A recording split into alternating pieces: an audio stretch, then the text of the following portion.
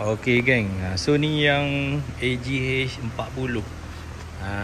Model-model siapa yang pakai turbo ke apa semua, inilah dia. Pakai standard lemah geng. So pakai ni semua ni billet belakang billet, one piece billet. Okay, so ni P9 punya warranty dia 24 bulan. Untuk Wellfire 40 dah boleh pasang lah, sebab dah ready stock. Okey. Nanti kita akan tanya dia punya sale berapa harga dia. Ni berapa kalau siap pasang ni, Aisyah? Ini Toyota AH40 satu set 40. 2 tahun warranty, siap pasang harga 5,600.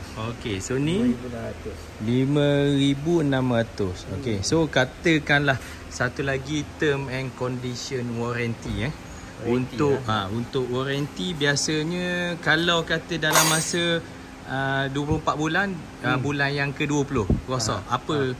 Ada setengah orang dia servis saja. Apa yang standard practice daripada premium? Okey, dekat premium kalau kata bulan yang ke-23 pun ada masalah dekat cartridge tu, dekat P9 series ni memang kita akan replace one to one replacement lah. Okey. One to one replacement. Okey, so lepas one to one replacement, lepas tu habislah warranty dia. Ya, betul. Okey, so habis dah warranty, selepas kena 5-6 tahun katakan, lepas tu nak beli, nak servis ke apa semua, apa yang premium buat? Okey, untuk maintainkan balik performance dia macam baru, kita kat sini tak buat macam kat kedai luar sana. Dia akan buka cartridge tu, buang minyak, tukar oil seal, O-ring. Tapi kita kat sini bagi cartridge yang baru dengan 1 year warranty. Okey. So yang ini sebab dia punya cartridge ni dia ada yang cartridge baru. Kita tak buka ni. Dia tak buka servis, walaupun benda ni boleh servis, tapi standard practice dia orang, dia tak nak bagi rasa kurang. Jadi dia tukar baru je. Dia tukar baru dan masih ada warranty 1 tahun. Kalau dekat luar, kalau kita servis dekat luar, kalau tak datang servis dekat luar, dia punya warranty tu orang bagi sebulan je. Lepas tu cost dia pun dalam 250 satu batang. Kalau 4 dah tu. Tapi kalau kat sini, kalau kita tukar cartridge yang baru ni, biasa berapa, harga berapa? Okey, dia bergantung pada kereta. Okey, kata yang ni lah, yang Wellfire ni lah. Yang Wellfire ni adalah 600 satu batang lah, dengan setahun warranty. Termasuk pasang. 600 termasuk siap pasang.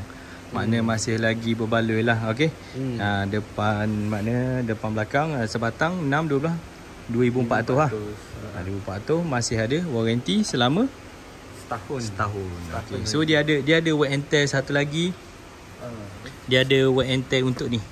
Ni boleh tukar So kalau servis ni biasa kalau tukar mounting bearing ni, berapa kos dia? Dalam 200 satu piece. 200 satu piece. Yang ni 200 satu piece. Tengah ni dengan bearing sekali. Dia bearing satu kali. Dia tak perlu nak tukar atas satu set ni pun. Dia tukar yang ni je. Each part ni serviceable lah. Ni boleh tukar cover, stopper, ring ni boleh tukar, tak ada hancur sangat. So yang ni itulah. Okey. So tu saja. Kita punya Wellfire pun dah selesai tukar spring. Kita tengok je lagi, review kita test. Okey. Okey. So daripada sini mantap